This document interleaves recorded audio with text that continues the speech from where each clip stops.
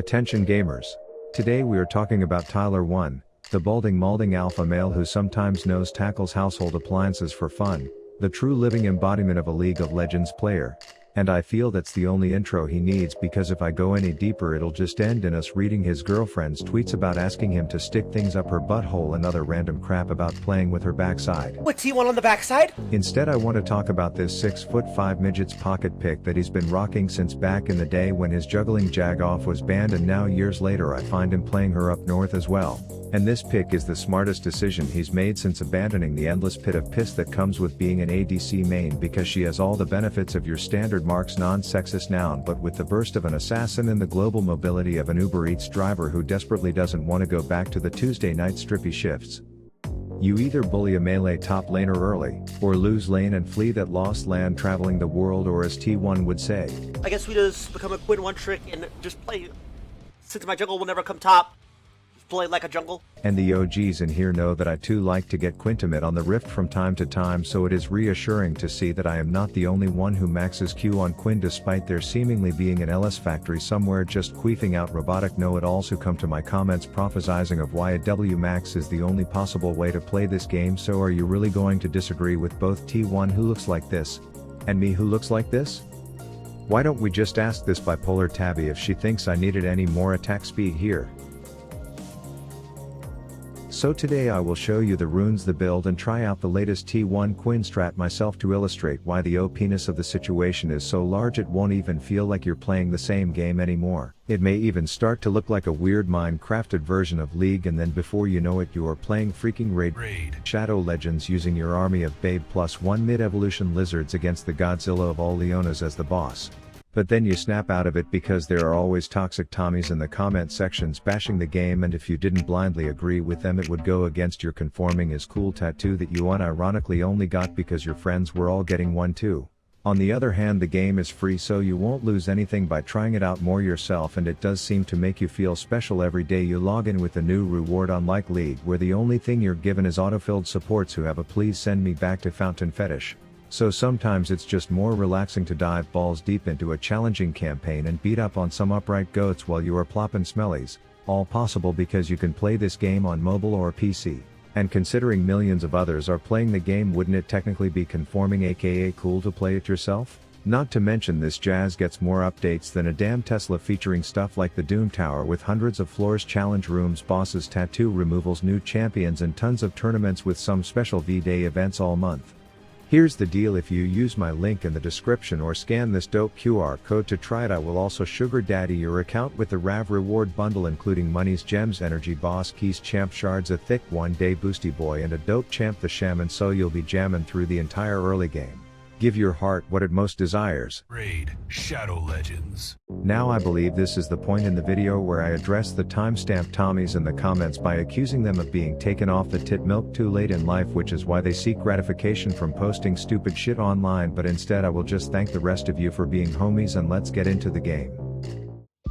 Okay, here are the runes taken straight from the T1op.gg, so just remember yellow, red, count to 3, bitches be dead, and you should be good. Now I am rocking the Love Dove pink panties Quinn skin in honor of all the weebs congesting my Twitter timeline over the last month with the same exact copy pasta joke about them being free on February 14th as a sad PSA that they fully intended on rocking the 5-knuckle shuffle on their old piss pump that night. So this game is for those of you who identify with that sad reality. And I have to say, it started off great when I discovered that crossbow counters dragging sword early, but unfortunately tower counters crossbow as long as it's paired with greed and stupidity, so standard start for the hard stuck, paired with me auditioning for the new TLC show Ward Hoarders a minute later, which resulted in some yelping Yeti rider wanting to make a snowman with my dead hunched over corpse against my will. But I knew at this point that there was a hormonal walking noise complaint of a midget somewhere in Missouri who would be ashamed of the shame I was bringing to his pick, so I knew it was time to turn it around. Starting with a quick visit to Middle-earth, knowing that people who play Garen mid typically had to be held back a few times in grade school, so despite the little blizzard bitch bear making it a party, I was still able to light steel tights on fire, and someone should have told him that spinning is no substitute for stop, drop and roll. Then I figured what better way to let a windshitter know his place in the world by taxing him more than the US government, just hoping that the goth in the skinny jeans who stole an entire arsenal of Halo 2 looking weapons would misposition, but turned out Mr. Wanna Build a Snowman stole that thunder, so I call in Phoebe my Phoenix to get a good look at the moron playing piggyback with a polar bear before I shove a double darts up that malnourished emo's anus and deeming it a lost cause. But this is League and you can never underestimate an ADC, so he gets to go home and tell mom he died to a windshitter, and then I don't know if this Nunu didn't get enough attention as a kid or what, but he comes rolling his dumb butt muncher ball and straight up yelling his credit card numbers out loud for us to write down. Then all that was left was to backflip parkour off this spinning shit stains dumb dome, and we were out like bad gas.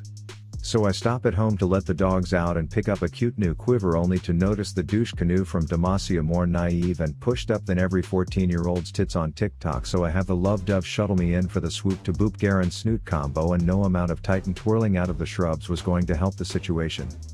Then straight to bot because Riot apparently thinks it's okay for an awful Quinn 60 CS at 12 minutes who hasn't been in her lane for half the game to be 3 levels above their ADC, so I first make it a point to go and remind Billy Joe Armstrong of that sad reality, and then once he's done breathing my air I come back to the walking thorn bush to let her know that her jabbing tulips weren't exactly nice to me the last time I was around them, to which I guess exhausting me was on her bucket list, so good on her for checking that one off at the buzzer.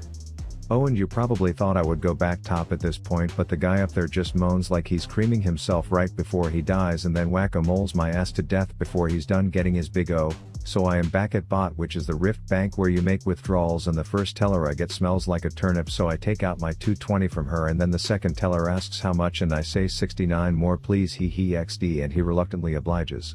Then it's time to go north and deal with the dude who has gorilla glued himself to top lane, which is starting to become a problem, but not before I stop mid to do the Phoenix flip and whip and then make this Garen watch me nay on his dead bitch balls before Nunu comes in and dramatically channels an ult that is about as useful as an ashtray on a motorcycle as I collect my doublé.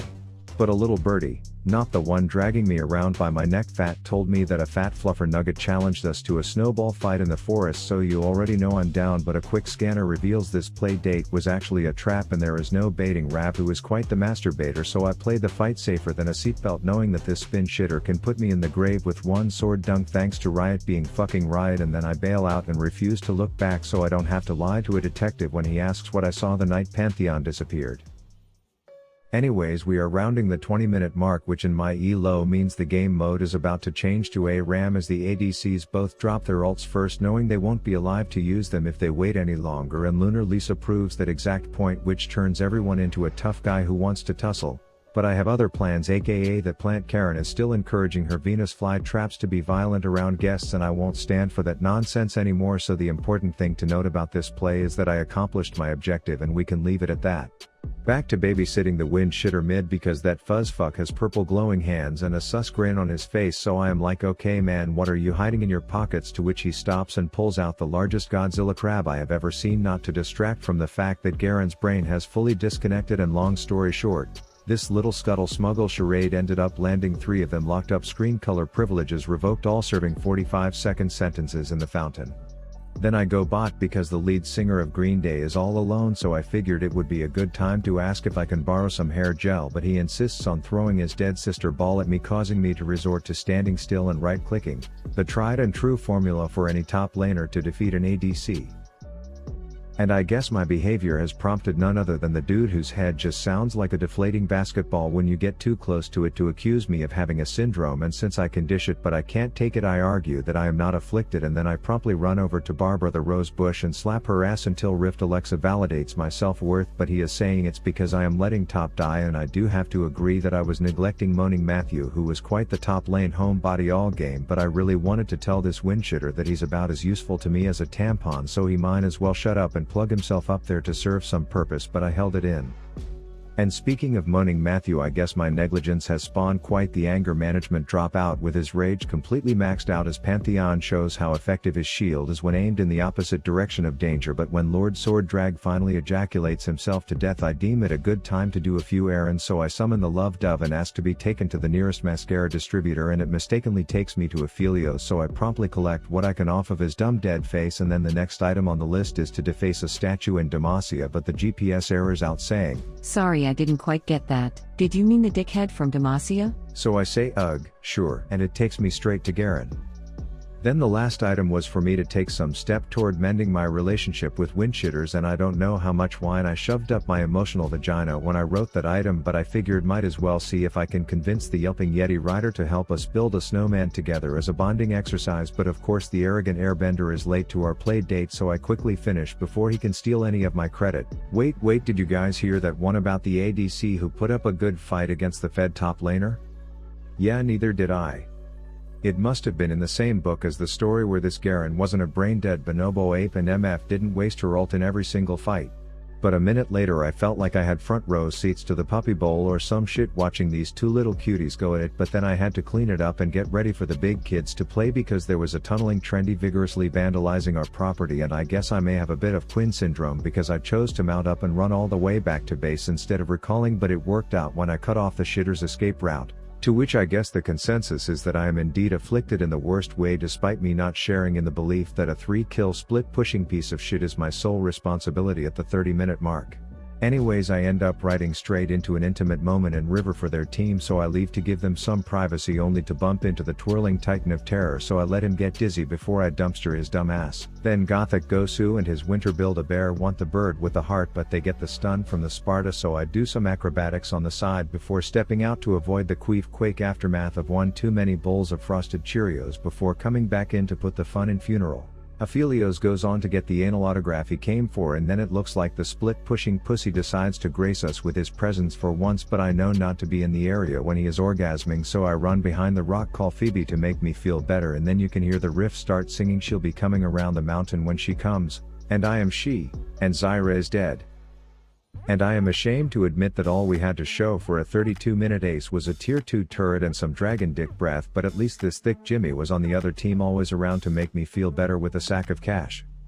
And then I know some LS factory produced fanboy hardstuck bronze 2 for life is in my comments with some PhD dissertation fully proofread and printed on thick laminated virgin ass paper about why I am still the reason we are losing despite me literally killing their whole team single-handedly, all because while I am doing that, the other 4 inting idiots can't deal with one split pusher, so you know what they say, if you want something done right you gotta do it yourself, to which I do before he can make his dumbass O-face at me. So after my second single-handed ace I tell my coworkers that this would be the time to end the game and not farm jungle, and I don't know if something got lost in translation, but they ended up just doing this, leaving me all alone to try and do it again, but luckily I had a bit of Jesus in my pocket, so I came back to life just in time to end 2 of theirs, but in the end, it just wasn't enough. So like they say, there is no I in team, but I could have looked at any of my teammates at the end here and told them that there is a resounding you in suck, but I can see why T1 likes his Quinn. Rav out. Don't fuck with Rabby boy, I'm in your crib with the blappy boy, talk to me slick and I'm popping your pappy. If happy talk back then I'm taking your Grammy, and boy oh boy I'll make her happy.